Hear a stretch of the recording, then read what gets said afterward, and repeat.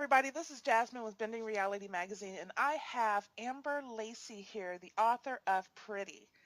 Hey, Amber, how you doing this morning? Good. How are you? I'm fantastic. Been doing great. Weather's getting cooler, air's getting easier to breathe. Always great. Always a good thing. Always beneficial. All right, so tell us a little bit about you as an author. Me as an author. Yes. Well, I'm a stay-at-home mom. I have two children, three if you count my husband, five if you count my dog. And we do. Um, I used to write when I was little. I always the elementary school I went to had like a creative writing contest you could enter. And I always entered them and they were random silly stories, but I enjoyed it. Um, I started writing in 2014 when my oldest was in the hospital. She's like a medical child, if that helps at all. She's in and out of hospitals often. So sometimes it's just me in a hospital room and it's quiet and kind of I get lost in thought. And I'm an avid reader.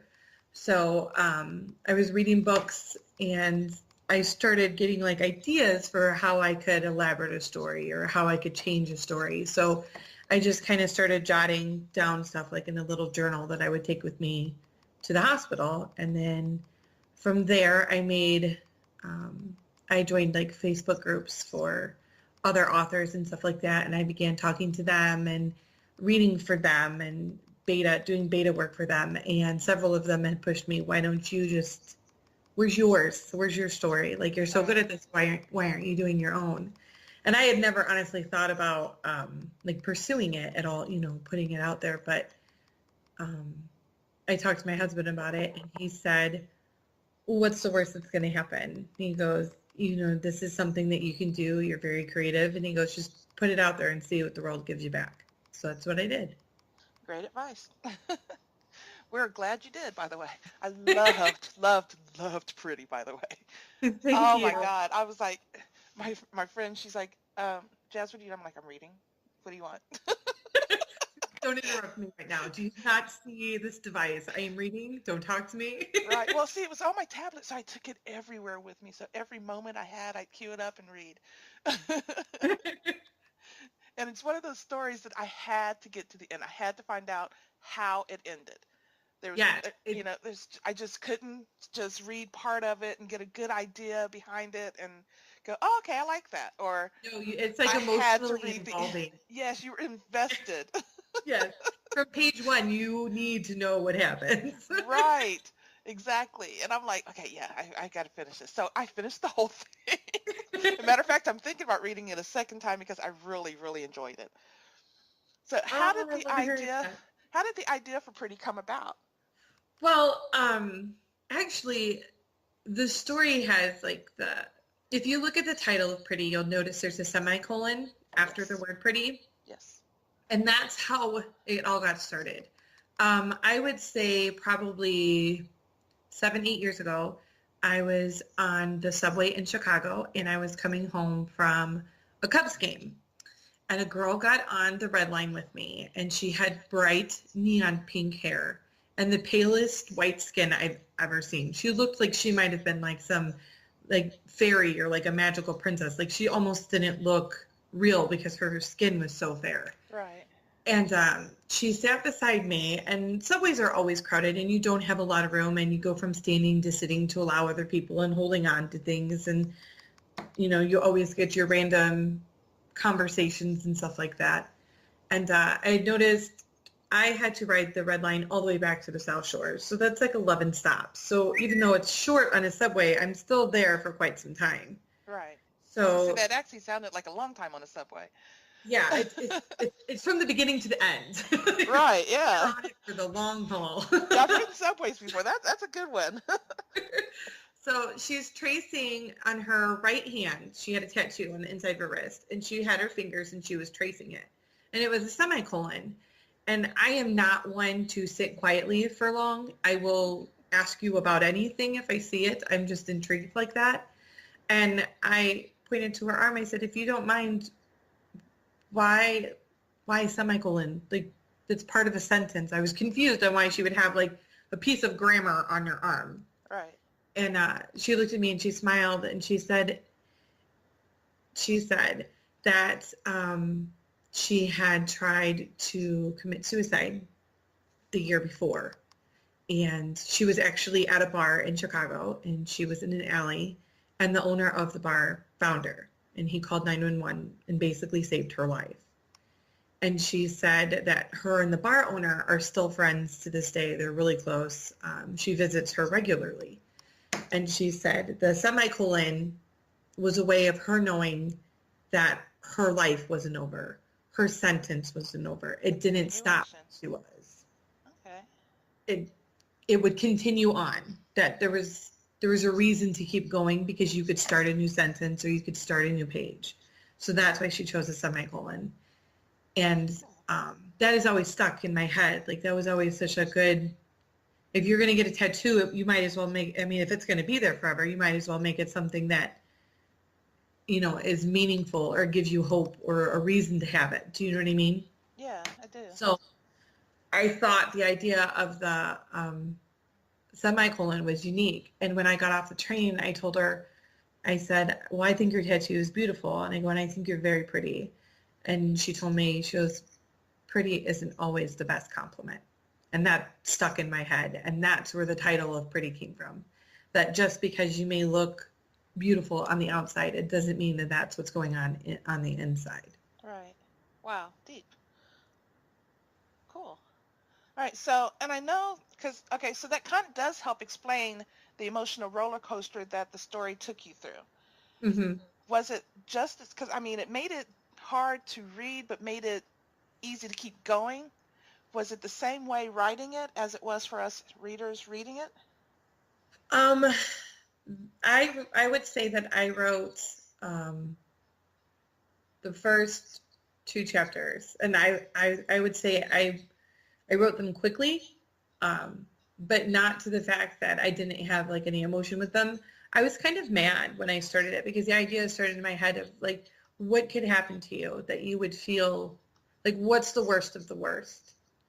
And my husband and I were watching news, and there was talk about this was a few years ago, and people were talking about child trafficking and how like people are being abducted and they don't know, and then the news has nothing good on it. There's suicide and murder and all this stuff on there, and I'm like, this is the worst of the worst. Like, how would someone survive this? How would they go through this? Right. So when I started working on the first two chapters, I had already had the end of the book written. Like the last chapter was already finished. So I knew where she was emotionally and I knew where she needed to end up. So I was kind of mad when I wrote it because she had to go through so much stuff to get there. So I would say the first four chapters were hard in writing. Some of it is very detailed. It is a darker read. I do have those warnings in there for a reason. But I think it brings light to the situation that those things are real. They do exist. And hopefully that someone who reads it, whether they went through that situation or knows someone or something similar, it'll give them a little bit more of a voice for it. Okay. Now, is this the normal type of book that you read, or I'm sorry, normal type of book that you write, or do you do multiple genres? My first two books is actually a series. It's a duology, and it's actually a contemporary romance. They meet, they fall in love. He's kind of got like a crazy dad, and it kind of goes like a little bit emotional, but it's not in any realm of darkness like Pretty was. Pretty was my first dark read. Okay. So I do enjoy reading dark reads because I feel like it brings you in a little bit more. I like the suspense and the angst of it. I mean, so many people do the bondage and the S&M and that genre, Mm-hmm. but you took a different spin on it all. Yeah. It wasn't really just that. It was that and more, and then some, and some from behind and in front and around. And I wanted to make it ugly. like completely opposite of It the was the title. prettiest ugly I have seen in a while. Yes, that's exactly it. That's exactly it. All right, so I consider you made it. You're a writer. You're doing it. You're out there. You're great. When did you consider yourself a writer? I still don't. Well, guess what? I'm here I to guess tell you, I'm still you trying. are. Get over it. You are. All right, so have to go through my questions because you've actually answered some of these. Sorry. That's okay. That's good actually. All right, so what other books have you read? Just kind of go off script a little bit here. What other books have you written that we can go out and purchase? My first two is a duology. That's the Shadows series. So Shadows is book one, and it follows Eve and Theron's love story. And it concludes at the end of Light, which is book two. Okay. So those are my first two. And then I have Pretty, and I'm currently working on my fourth book, which is going to be a very big, ugly cry. Oh, cool. I like those. I'm not a big crier, but I like the emotional books that kind of take you down the journey with you're sitting there walking with the main Yeah, character. I like those. I like that. I like being yeah, I able want to to feel feel it. Yeah, exactly, exactly. All right. So, what books have most influenced your life? most influenced my life. Hmm. Hmm. Um, I like John Green. He's a young adult author. Hmm. I love his stories because they don't always come with a happy ending because that's not how life works. Thank you. I'm so. Oh. I tell That's people it's just that they not look how at me. it They're like, is. "You're just sick." I'm like, "No, I'm not sick. It's just I want to read something that's gonna put me into somebody else's life to know that there's somebody else out there that has something going on different than what I have going on. But I Yes, also it's want it to more. be realistic." Yes, yes. And I feel like in general, he's a very realistic writer. His stories may be fictional, but they could easily happen. It would be something Right. that could occur, you know? And I like that some of his books do have happy endings, but I like that there's morality to them. There's a reason he writes the book. It's not just going to end and you're like, what just happened? Right. It's It's not happy just because you wrote it that way. It's happy because that's what happened. right, right. And that makes a lot of sense because I mean, you just can't always in a book you can, but in real life you can't always just dictate how things are going to end. Right. And I mean, I do love happy endings in a book. Don't get me wrong, especially the romance, because of course you want to have the heroine end up with the hero and everything be fine and dandy and beautiful, but it's not always the case. And I Right. do love that he puts a little bit of like real life into his stories. You Hmm. know, they jumble their words or they make mistakes or they do something that's funny or random trip going upstairs, whatever, so that you know this is this is real life. This could happen, you know. Hmm. I think it draws the reader in a little bit more too. But definitely John Green. If I had to do like a romance author, I would say Leslie Jones. She's an Australian writer. She's brilliant. Okay, Brilliant. cool. So, with Pretty, one of the things I really enjoyed, I mean, I don't get me wrong, I enjoy the romance and I enjoy the erotica and all that, but that's not the only reason I read those books. I read them for the actual story. So I Yes, enjoyed the fact that you put the romance in there and you put the erotic in there, and it was nice and it was romantic and it was hot, but it wasn't the focus and feature of the story. yes. It wasn't every paragraph. Right. It I wasn't mean, like every other. sometimes those books are great, but I like to have I need a plot. I I need a need something more storyline to than be able to sex. follow. Yes. Yeah. Yes. Yeah. Yes. Which is how I feel like a relationship in general should Unfortunately, be, yes. you know? Unfortunately, yeah. All right. So, yeah, so I thought that was really great.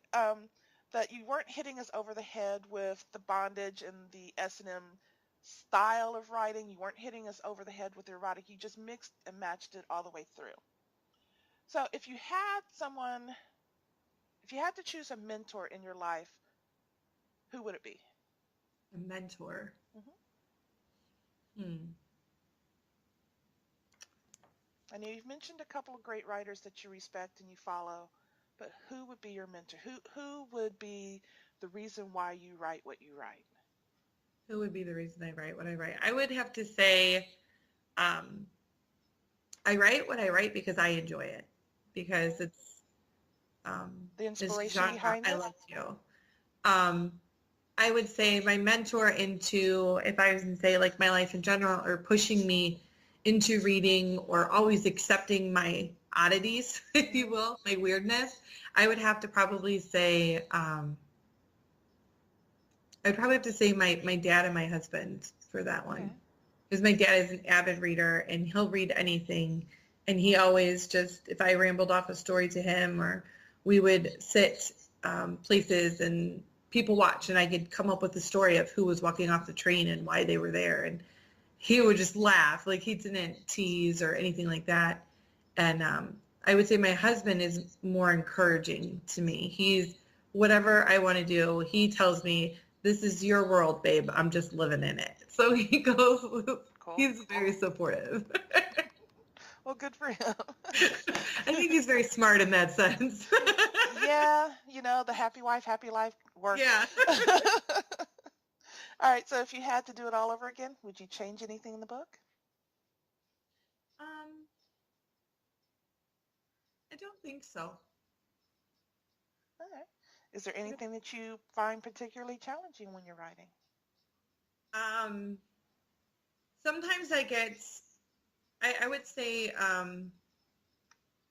challenging when I'm writing.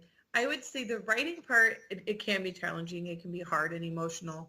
But the worst part would be the editing, or like writing the synopsis of the book, because I have to take something Yeah. that's so large and try to compact it. And for some Down into reason, two paragraphs, yeah. I have no words when I come to that at all. I actually have people that write those for me, because I'm like, here's book. I'm just like, I don't know. Read it, you'll figure it out. You read this, tell me what it is. All right, so as you're an independent author, right? You don't have a Yeah, publishing company behind you. You do it all yourself. I do it all myself. Who designs your covers? Um, Wilson Rowe did the first two books for me. He did Shadows and Light, and he is also in Australia. He does a lot of cover artwork. And Cool. then for the second book is Pretty. And for Pretty, I didn't want people to be featured on the cover. I just wanted like a background. Like, and you'll notice Pretty is that's Chicago, the Right. background of Yes. Chicago. So I wanted it, I didn't want people to have an idea of what the people should look like or what they didn't look like. I wanted them to like the book for the story itself, not just the cover art, if that makes sense. I did. I wanted the Yes. title to be the most important. So for Pretty, actually Charisma Design did my cover for Pretty. And I just got it recently the other day in the email. She's also doing my cover for my next book. Okay. So, and she makes my teasers and everything. You should have them do them for free since you just plugged them both. She gives me a good deal, because she does my covers and my teasers, and I tend to post about her often. Well, she'll be out there for a while in this interview, so. All right, so what's the hardest part about writing a book for you? For me, Hmm. I would say being able to dedicate to myself to it, and being able to dedicate myself to my work without losing myself in my work. Making sure that I still have time for my family and to stop when my children need me, and not to put other things on the back shelf to get the book out. It's hard balancing everything. Yeah, I could see that because once you get into a flow and once you get into the character, you kind of go into that world and you disappear, and then when Hmm. reality knocks on the door, you're like, huh, what? Yeah, I kind of stop and I'm Yeah, like, wait, what are you talking about? Yeah. yeah. Okay. Um, what advice do you have for the next generation of writers? Just write. Just if you've, and there's so many, especially now with the availability of ebooks and so many different publishers that are out there, and being able to independently publish now without spending, tens of thousands of dollars, I would suggest just write. There's so many people out there, and so many people, that means there's so many different choices and so many different likes and so many different genres. So just write what you enjoy and share it. And I would bet that you will find someone who enjoys it just as much as you do. And I was telling somebody that the other day because he's like, well, my story's a little weird. I was like, but see, understand, you're a little weird, which means there's other people out there that are a little weird. Mm-hmm. So there are people that there's a market for it. So just write it. I mean, he's trying to find a reason not to write the book, and I'm like, just write it. Just write it. And even if you don't do anything with it, just put it on your computer, get it out. Well, no, we're not even going to tell him that part. We want him to write it so I can market it and put it out there. Yeah. Well, once you're done with it, then you can look back at it and be like, I actually did this. Like, I finished this. This is the thing. Yeah. Exactly. All right. So this is your moment to flaunt everything. Where can we find your book? Where can we find you? What can we get from you next? Well, let's start with, you can find me on Amazon. I'm on Amazon you can find me there. You can find me on Twitter at Amber Lacie. You can find me on Facebook. You can find me on Instagram, on Pinterest, on Goodreads. And then my books are actually available. I indie publish for my paperbacks through CreateSpace. So you can actually pick up my paperback. You can order it online at Amazon. You can order it online at Books A Million or Barnes and Nobles. So even if you, let's say for some reason you can't order books online or you don't like doing that, you can walk into a Books A Million or a Barnes and Nobles and ask them for my book, and they will order it for you. Great. All right, wonderful. So do you have anything specific or anything special that you would like to say to your readers? Thank you for reading. I absolutely love feedback, and not just, I love positive feedback. That's glorious. It makes me feel great. Right, but you got to get the negative in there too. Otherwise, you'll never get any better. Yeah, no, I love the honesty of the readers, because they'll tell you that I didn't like this part, and I'm like, that's okay. You don't have to like it. Like, I didn't write it for you. I wrote it because I wanted to write it. So I like when they're honest and they give me enough feedback where I'm able to build on that and grow. I don't think that even a negative review would be a bad review, because it would show you different aspects of what other readers may look like. And it may be something that you never noticed before. And you're like, you know what? No, I do that when I write. I probably shouldn't do that. Or maybe you disagree with them, but at least it gives you a better realm and an understanding of what the public thinks of your book versus your own opinion. It keeps your head level, and it keeps you a better writer because you know what the readers are looking for. So it's a good thing to get negative and positive feedback. Yeah, I feel like it keeps you grounded so that you can keep focusing on your work without building that ego of, oh, it's I wrote it, it's going to be amazing, Right. Yeah, I agree with that. Yeah. So you don't want to automatically assume that everything I write is going to be golden. Unfortunately, it doesn't work that way. I know. But once again, that's life. Yes. But in this case, this was really good. I mean, there was so many, because I would have never thought that when you first started the story, I would have never thought that you went the direction you went. It wasn't the normal direction that watching her grow up through what she went through. The normal direction would not have been falling in love and going through all the crap that she went through. Right. I'm trying not to do spoilers. Yeah, no, that's fine. What I will say is normally with dark reads, and I say normally because not all, but sometimes when you read a dark read and the character starts off in a dark spot, they don't tend to stray from that. Right.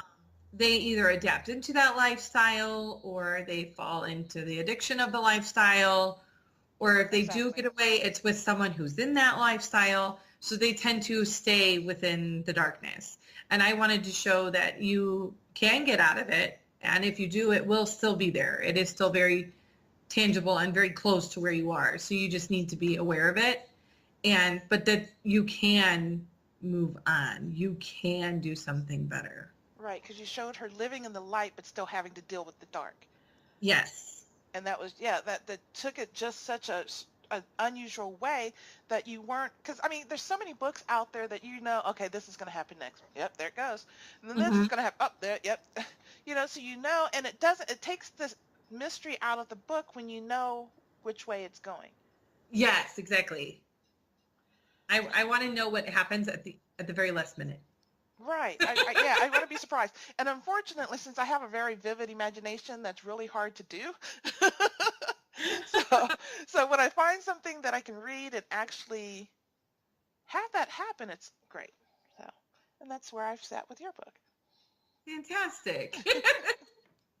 Alrighty.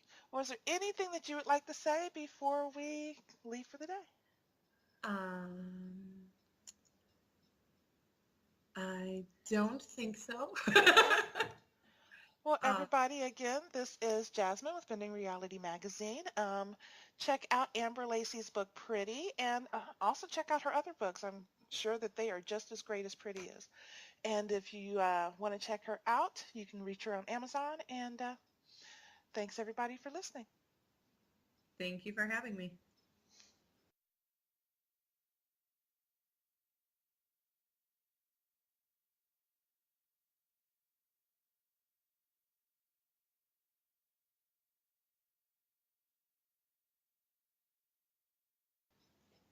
All right, great. All right, that was great. Thank you. Awesome. Thank you for taking the time to do this. Oh, no problem. Like I said, I mean, I'm always looking for artists and authors and musicians and, people that need a little extra boost.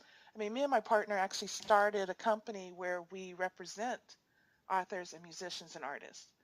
And we Oh, help cool. market and all that kind of stuff. And we even help them self-publish. And we're doing it that way so that everybody maintains their original product. And if they decide to leave us, it's still theirs. It's not ours. Yeah. There's I so many have publishing noticed companies. I have noticed trending with some indie authors that some are published and some are indie just because when you do publish, they've lost so much of their rights and everything that they're like, I feel like I just gave this away and I'm getting like nothing back from it. So Right, exactly. And the way that we represent people is if you decide to walk away, then you walk away with your product. You're not losing anything of right, yourself, you haven't but you signed still anything. have, Yeah. right, you still have the help and the support and the backup of somebody that's going to help you grow your career. So, we're not trying to steal anybody's stuff. We just want to help get it out there. Yeah, more of like a marketing aspect, trying to push it a little bit Right. further. And there's so many people that just don't understand the self-publishing aspect of it all. So, Hmm. we help them with all that. We do their music and their CDs and all that stuff. We do all the mixing and the covers and all that fun stuff. So All it's that just fun so stuff funny. that nobody else wants to do. Right. We do it all in-house, which also in turn saves money because that stuff is expensive. It is. It gets very costly very quickly. Yes, very quickly. Mhm. So, and it's so funny because some of our artists aren't actually understanding. I was like, do you understand that the cover that you just got would have cost you like $500 easy if Yeah. you went somewhere Oh yeah. else, and Yeah, you just got it for definitely. free? Yeah, and that's another reason why I see a lot of covers and I do the book signings and stuff and I mean the models they're gorgeous, don't get me wrong. They're beautiful. There's a reason they're on the cover. Right. But there's so many covers now with the same model or Yes. the same person. And I'm like, well, I can't see you as this character now because I have you portrayed in my mind as this person. So that's why when I did Pretty, I kind of fanned away from the people. And even for my next book, Breathe, they're people on the cover, but it's like a shadow. So you can't see, there's no recognition of a face or whatever Right. in that sense. So I kind of like that better. So it gives you that, and I don't feel like my imagination isn't set on this one person. I can design the person how I feel I need to in my head, and my image won't be distorted. Right. That makes Alrighty. It does. Makes a lot of sense, actually. sense. I'm a writer and a musician, so I totally understand exactly where you're going with that. It's just you know when you go and you see the movie and it's never as good as the book, and you feel let Yeah. down a little bit.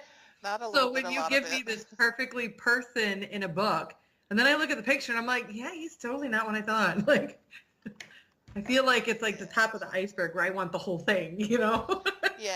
I totally get that. Yeah, because I mean, like the Harry Potter series, I read that whole series and I love that book. I mean, it just are the books Mhm. because I mean, it's just it took you through Oh yeah. every magical kind of Harry everything you Potter could is think of. amazing. Yeah. Yeah. And I mean, and I like that style of book. I like that genre of book. And I sat there and I started watching the movies. I was excited for the movies because then I get to visually see The all these movies things that I differ. saw in my head. And Yeah. oh my God, the movies were just like, eh. I mean, I Yeah. saw them all in hopes that they would get better, but they were just It's eh. and I think it's hard too for like even like Lord of the Rings. Like I love the books and I have the Exactly. movies and I have my Harry Potter movies and I will watch them. But Right. it's Lord of the so Rings was the hard to same thing. take. Yeah. I think it's so hard to take like a 700-page book and there's so much detail and background and just like magic going on it. So I feel like the movies are like a book report. Like this Well, is a no, but summary see, of the book because I totally disagree with that because in the movies you should be able to do all the movie it would magic take and forever. create it. Those No, movies would be 12 hours long. well, no, no, I'm saying hit the highlights, Yeah, but yeah. I do make them think so that I they're think with make them that they're envisioned. Actually, throw everything that's supposed to be into that scene, yeah. because what you're taking out, I might have found important, Yeah, some of and the I'm things looking that they for took it, out and or I'm they waiting switched for it. out with like Dobby and Neville, I was like, what? But then it's like Exactly. the director's point of view of how he felt the story looked like. So that's hard because you're dealing with someone else's Right, somebody else's opinion. vision Yeah, of it. Yeah. And I just I'm went and sitting here saw. going, okay, this is going to happen next, and then it doesn't, and I'm like, oh, Why did they leave that out? Yeah, like the right, fight scene yeah, in Dumbledore Towers. I was like, where was my Neville battle scene? Where was? right, exactly. And I'm like, come on, you've got to put some of this stuff in there because Yeah. these are things that your readers found important, you Yeah. know. Well, But I went and saw Miss Peregrine's House for oh, Peculiar I can't Children. wait to see that. I'm excited to I see that. loved that book. Loved it, loved it, loved it. And the movie was good, but there I'm were still waiting to parts where read I'm the book like, after. I was like, that's not how that worked. That's not how that worked. But it was still good. And I feel like because there's a Tim Burton direction, so there is a little bit of like, I feel he was able to capture the characters better. Right. Like Yeah. the design of He's good. they were Yeah. so abnormal. I feel like that was a really good director to get to do it because he is so weird. Right. Well, see, I first saw the book through the trailer, the movie trailer, Hmm. and then found out that it was a book. And I'm like, oh, I want to read that. I made myself, I'm waiting for the movie to come out, and I'm going to watch the movie before the book this time. I would do So, that. so I mean, that way I'm not, it's a that good way movie. I enjoy the movie, and Yeah. then I can read the book and go, oh, that should have been in the movie, but I can still enjoy the book. Yeah. But I I mean, love it's that. definitely one I'm wanting to read. If I can find some personal time to read. I'm reading and editing and everything for business so much. I don't do a lot of personal reading anymore. Yeah.